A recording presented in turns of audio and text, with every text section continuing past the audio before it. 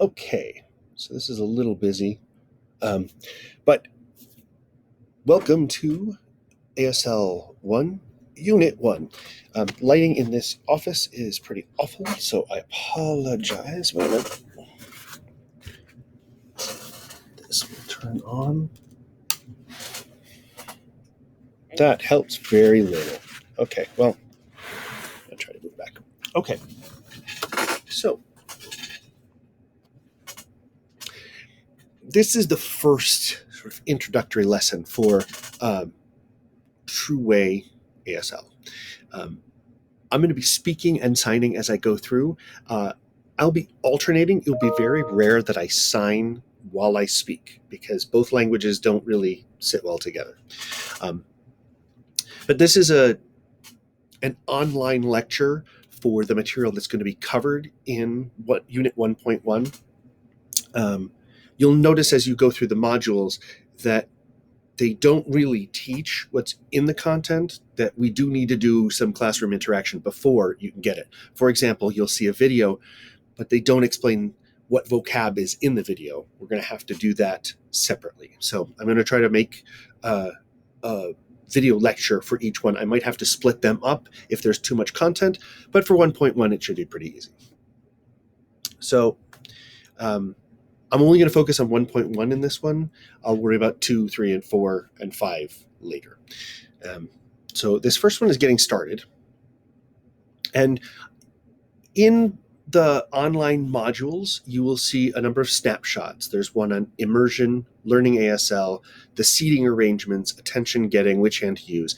And for the most part, you're just going to have to read the text that's down on the bottom. I'm working on creating a voiceover for each of them, which means I'll probably have to record it like this, where instead of the slide over here, you'll actually see the video, and then I will provide the voicing in a smaller square, because you don't need to see my ugly mug as you're watching that. So those are all the snapshots that you'll be looking at online through the modules on Canvas. We'll also go over the first few signs that you're going to learn as vocab. I am going to add to the sort of the TWA ASL ones, because there are other ones I'm going to use in class. Specifically with 1.1, the first week, I'm teaching you how to sign how are you, and some basic responses. We're going to keep building on that every week. And then every week I'll introduce a new question that we can use for conversation. So, there's an activity for elephant. We may do some activities in class, but at least currently with COVID going on, we're probably not going to have many interactive activities. We'll just have conversation. And then the last thing is, so far you learn what? That will be the review at the end of each subunit, where we talk about what we went over and review stuff. Obviously, review is review. So the first thing to talk about is immersion. And immersion is a really difficult thing for a classroom environment, mainly because true immersion is where you immerse yourself in the culture and the language. If you wanted to learn learn French, the best thing would be to go to France and spend time living among people and being forced to use the language to interact, to buy food, to buy whatever. We can't really do that in the classroom because we only have 2 hours a week to share and to immerse. 5 minutes before you're in class, you're talking in English. 5 minutes after class, you're talking in English. That's not immersion. So the more we can get to creating an immersive environment, the better we will be. The sign for immersion is this. Now it's like a knuckleball. You're holding, it's 2 fingers, piece, but bend them. It's like 2 X's. It's like claws. It's like snake fangs. It's really supposed to represent a person. So here's a person standing. A lot of signs are iconic in this way. So we've got someone standing. We've got someone jumping. We've got dancing. Someone falling down. Many different ways we could do it. The sign for gymnastics. So this is a person standing. So the sign for immersion is, imagine you're immersing yourself in a pool. You jump in. So this is the sign for immersion. You're going completely into the culture or the environment. So here's the person, they go in. Most of the time you'll see just immersion signed like that.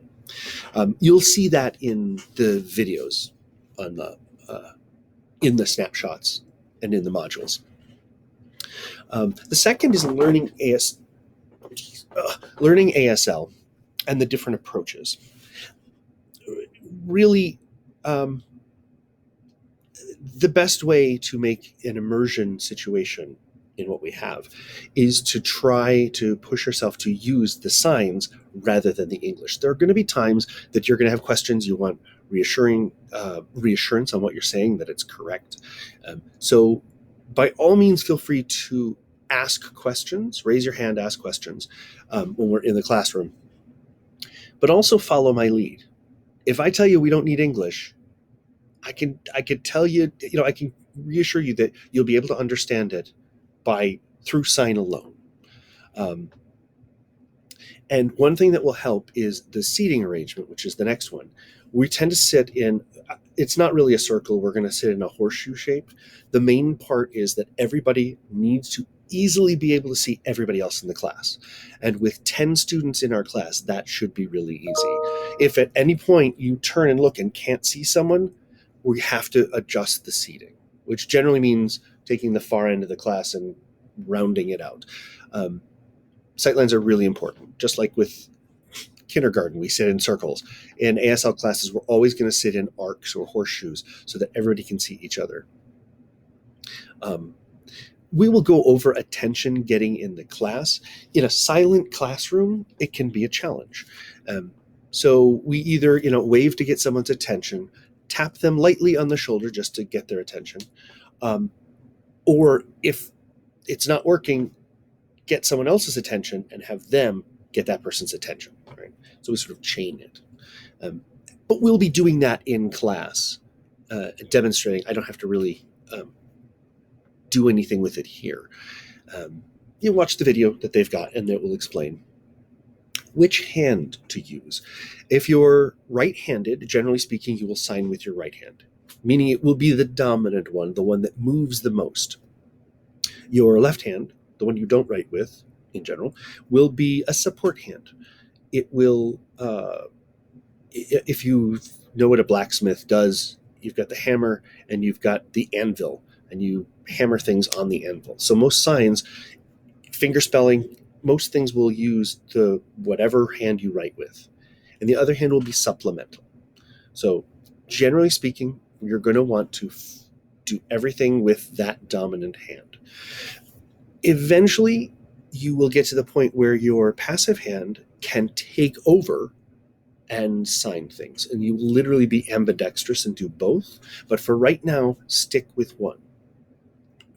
Right now, in the first few weeks, everything's going to feel the same level of uncomfortable.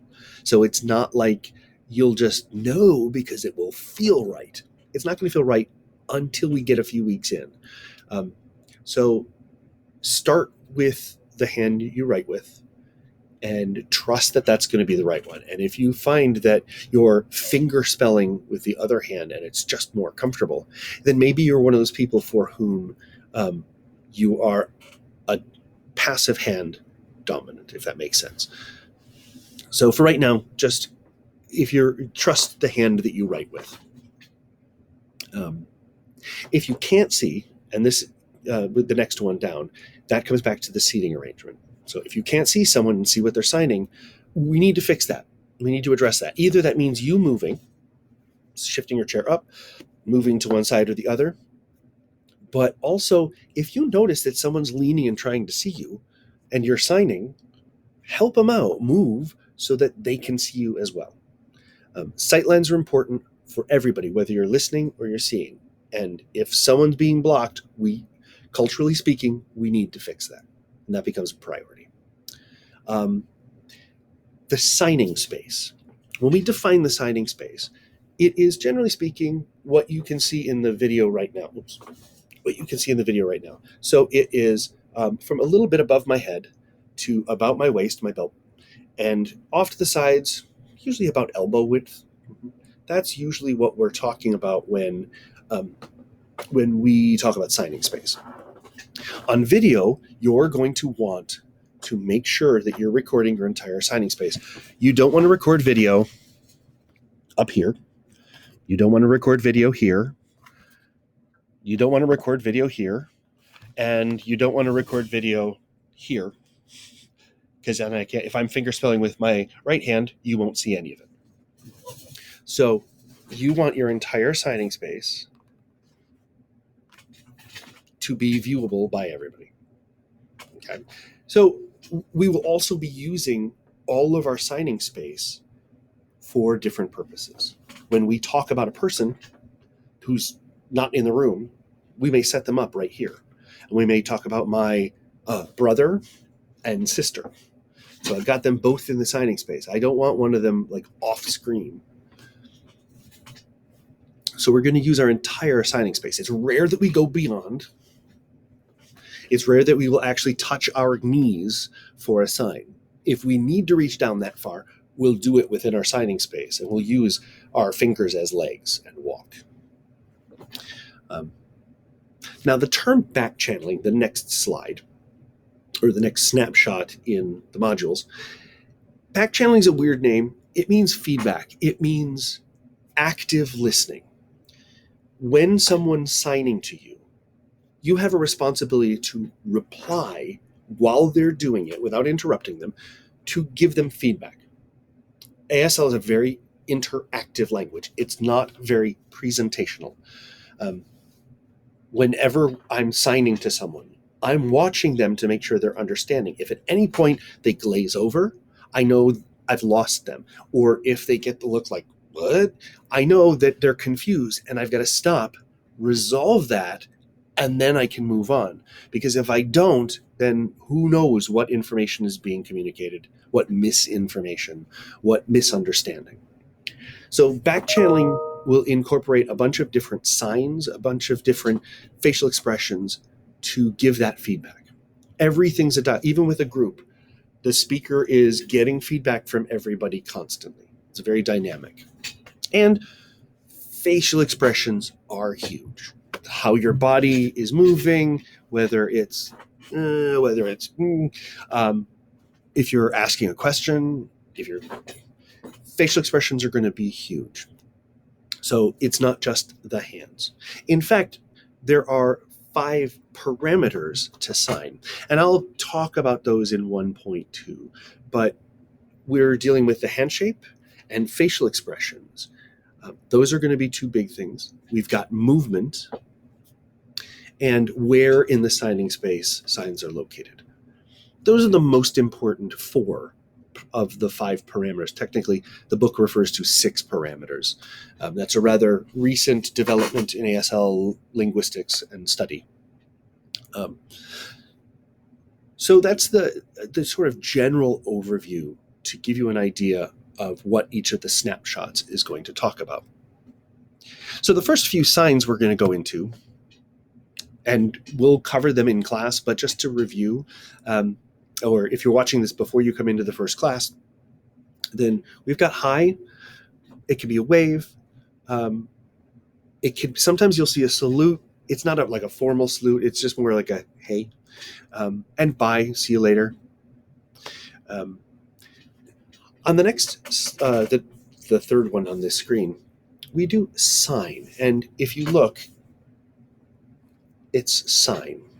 It goes up and out. So it's an index fingers, closed fist, sign. Some people will do it backwards, coming in towards you, but most of the time we do this, sign. I'm going to add one other sign to this. So language. Sometimes you'll see it with L's, and they go, it's like a wavy line in front of you. I want you to do it with F's. It's actually that you're grasping the line. So language, almost like you're pulling a thread, language. So sign language. This will become more important later.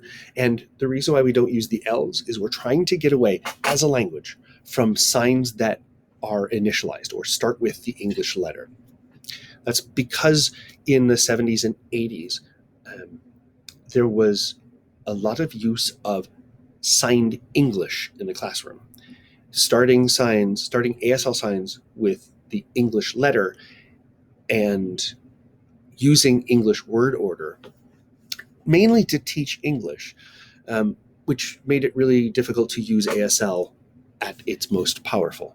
So we're trying as a language, as a culture, to get rid of those through a natural process. So we're dropping. So language, sign language. And the fourth one on this page is learn.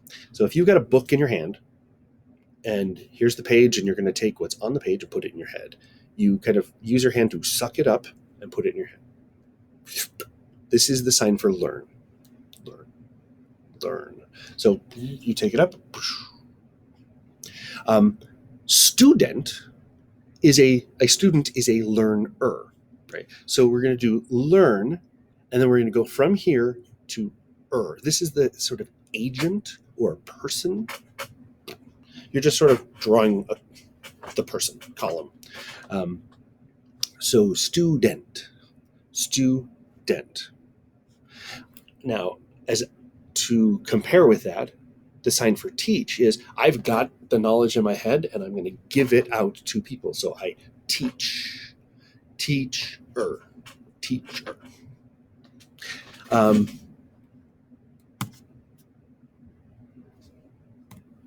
I actually want to add to here one more sign. We have one pronoun. You point to me, to you, to them, to all of them, to all y'all, to those two over there, whatever. We have one. It's not gender specific, so it's gender neutral. So you just point. And if the person's not here, you can set up a space in your signing space to represent them. So I could sign, I'm the teacher. You're student. Okay. So practice that. Practice like that person is the teacher. I'm student. That person, student. Okay. Simple sentences just to sort of get used to these signs and this new vocab. Now, practice is a good sign because we're going to be using it for what did you practice or when will you practice, obviously. This is a sign that can be dangerous, as you'll see when I sign it. If you sign it wrong, you could sign something very different. So you're going to take a closed fist with the thumb on the side. It's the letter A, or it's the hand shape we use for the letter A. And you're going to put the index finger here. You're already probably starting to see where this might go wrong. You're going to put this on top and rub it back and forth. I think of it as if you're polishing something. It's probably the easiest, safer work way of thinking about it, because you don't want to slip and sign something more inappropriate. So practice. Sometimes people will do it this way. Sometimes people will turn it and do on top. Totally whatever feels comfortable for you. So practice. Oh, I have to practice. I will practice. Okay. Remember. We already showed that you are taking, brilliant. You're taking information and putting it in your head, right? So now if you want to keep it in here, you're going to have to lock it in. So the image I always remember is like if you take that knowledge and you lock it, boom.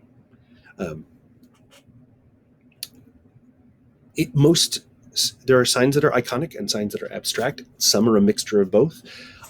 If you can find ways to make something that's abstract into iconic, something concrete that you can remember, by all means do it. I'll tell you the ways that I remember or that I've heard other people say, and hopefully that will help you remember signs. So remember.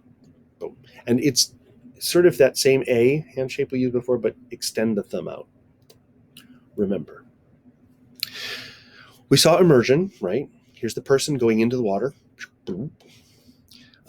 Ready. Now, this is the letter R. You've got it in both hands. You can do it with one. Almost every sign will have a one-handed component or a one-handed version. If, for example, you've got your phone, ready, remember, or remember, practice. So sometimes it's just sort of working around the object you've got in your hand. Other times it's literally just practice. I have to practice. One-handed, as if the other one is right there in a ghost form. So ready, you can swipe it to one side, ready. You can swipe it to the other. You can wiggle them both, wave them both. Ready? Ready. Boom, I am ready. Okay. But as long as it's the R's moving in a wave, that's going to mean ready. In ASL, time goes from behind us to in front of us. So behind us is the past, and in front of us is the future. So this is how we sign past and future. Did, will, was, will be, would, yeah. And depending on how big is how. So if it's just 5 minutes ago, whatever. It's just, I'll do it. I'll do it later today, whenever. Small. If you're like, I'm going to do it in 20 years, or way back in the 1980s, right? So how big you sign that can affect the meaning. Well, with the past being that way and the future being that way, that leaves the present right in front of us. So we're going to do a Y hand shape. So it's the pinky and the thumb extended on both hands. And you're going to make that into a line in front of you. So now.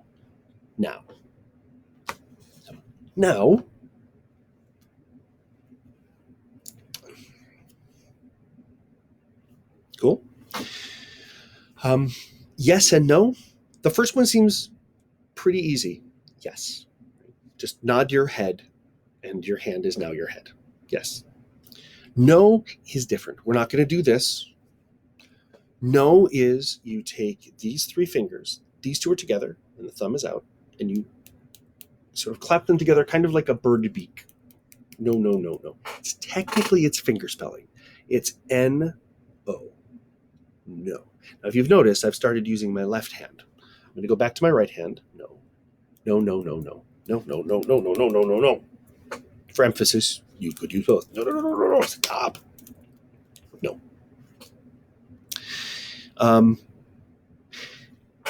When I talked about back channeling, this is a word that's going to come up in that back channeling, and it's I see, OIC, or got it, or gotcha. It's a way of responding to someone to say, oh yeah, I'm following you. We do it all the time. You're on the phone, and I don't know, your mom or your dad is telling you a story, and you're kind of half listening, and you're like, That's basically what this is. It's a Y hand shape, and you're going to sort of bounce it in front of you like this. It's almost like one of those cat statues where this thing waves like this. Oh, I see. And that's just an as you're checking in with someone. Someone's telling a story, and you're like, Any kind of facial expressions. I also, at this point, like to add in the sign for understand. And if you flick your finger, this is also the hand shape we use for the number 11. And I want you to flick it, like literally put the nail against your thumb and flick it out, because I want it to be different than a beckoning, a come here. It's a flick out. Those kind of hand shape and movement definitions or delineations are going to become important with more complex signs. So I want you to start out right now flicking that finger out. It's a movement out. It's not a movement in. So understand, and you put it by your head, under your temple, and you go, oh, I understand. Yeah, that's right. The negative of that is, oh, I don't understand, and shaking your head. Okay. So this is the first one where we're really using that change in facial expression from nod to shake your head to change the meaning. Cool, neat. I didn't pick the photos, so there are 2 basic signs for cool or neat. The first one is, I want you to imagine you're like taking twisting the corner of your mustache, like a true evil villain. Wouldn't that be redundant? Anyway, and you're just going to twist it. Cool. I learned it with a little bent finger. Cool. Oh, that's cool. You're cool. Cool. Some people do cool with extended fingers, and it's more of a regional dialect, I would say. But the second way of doing it is more like you're signing fancy, and you're going to take the hand like this, the 5 hand, put it on your sternum, and wiggle your fingers. Fancy. That's cool in the sense of, oh, that's a really nice car that just went by. Fancy. Or someone's showing off something, you're like, oh, that's really cool. So cool, fancy. And normally now we would do some, if we were in a non-pandemic time, we would do some activities to practice these things. So now would be normally where I would start into how are you? So let me jump down to how are you?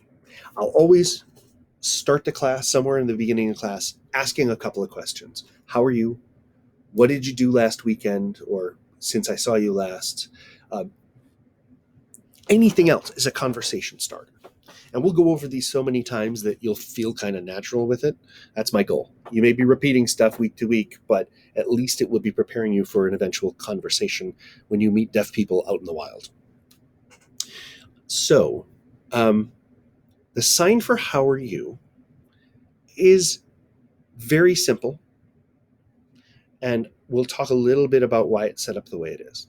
So how, you're going to put your fingernails together like this. Right? So here's the church, here's the steeple, open the doors and see all the people. So you put the nails together like this, and you're going to roll it out like this. Ultimately, in a sense, you could think of, I'm revealing my heart to you, right? How are you? How are you feeling? Boom. How are you? How can be condensed, made more, this is the formal sign. It can be made more informal or casual by only doing one hand as opposed to both hands. So how are you? How are you? So it could be a short repeat. It could be an opening. How are you? You might even see the one-handed, how are you? So they're all doing the same basic activity with some slight variation. How are you? Because there are 2 signs, it's not a big, long question. The order doesn't really matter. I could say, you, how? I could say, how are you? In English, we follow the how are you pattern. So that's become the most common. But in ASL, normally we put that question word at the end. I'll explain why in another, probably in 1.2 or 1.3. But for right now, just know that you can do how are you in either order, but we might as well just go, how are you? How are you?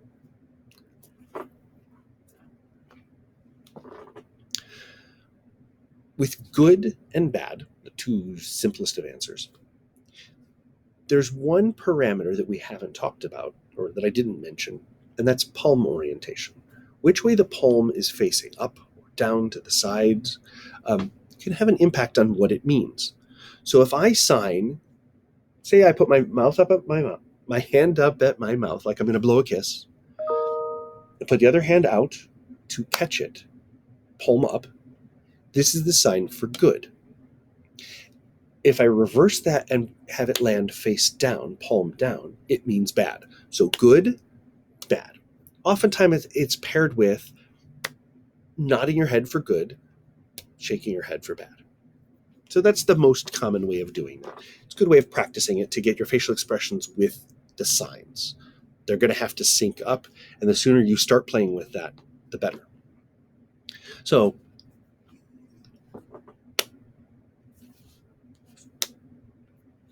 okay, so how are you? Good, bad. Another answer, fine. It looks very much like fancy, right? But you wouldn't want to say, how are you? I'm fancy. Maybe you will. Maybe that's the most appropriate answer. But I'm fine. Just kind of tap it. Fine. And it's a sort of non-committal, okay. It can be wonderful. Oh, I'm fine. It could also be I don't really want to tell you the truth. So, oh, I'm fine. I'm fine. Wonderful. Wonderful. Sometimes you'll see it double. Sometimes you'll just go boom. Wonderful. Another way of saying great or wonderful is to exaggerate the sign for good. So good. Notice I'm just doing it one-handed. Could do it two-handed. Good. That intense facial expression is really important. You wouldn't go, they don't match. So your facial expression has to match what you're signing, level and intensity. So wonderful. So. Menza bed. Cosi, I think, is the Italian, or an Italian. Okay and all right, kind of similar. Okay, you're going to take the letter O and go into the letter K. And K is like giving the peace sign, and then you touch your knuckle right there. So the middle finger's down a little bit lower. I've seen people try to do it this way, but you don't want the middle finger up. You want the middle finger tucked down like this. Okay, so okay. Now, K is also the hand shape, or the hand shape we use for K is also the hand shape we use for the letter P, except that K is standing up and P is pointing down. So that break at the wrist is really vital. You don't ever want to do it straight out like this because it doesn't actually have any meaning. So K, P. So okay. I'm okay. I'm all right. And it's just this hand sliding up. This has more to do with rights. Like in most contexts, you'll use this for, oh, his right. But it's also used in conversation. Oh, I'm all right. I'm okay. And the next one down is tired, tired, tired, and sick. So sick is the middle fingers in.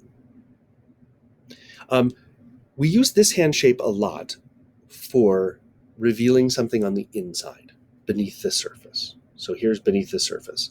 So sick, sick. My head hurts. My stomach hurts. So you touch that middle finger. Again, you don't want the fingers out. You want them in. Oh, sick. If you're talking about these negatives, being tired, so the fingertips touch here, drop down, tired, sick. I have a headache. I'm sad.